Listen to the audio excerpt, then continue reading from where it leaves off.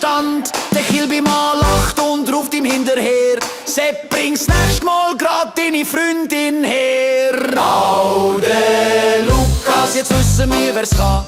Hau der Lukas, der Sepp schaut nur noch zu. Hau der Lukas, die Glocke läutet laut und seine Freundin hat mit einem Schlag den ganzen Laden abgeraumt. Hau der Lukas, alle singen mit, der Sepp macht heute keinen zweiten Auftritt.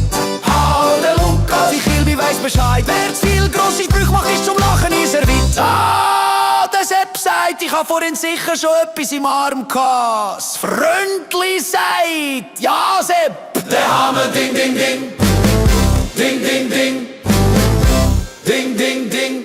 Ding ding ding ding ding ding ding ding. Der Lukas.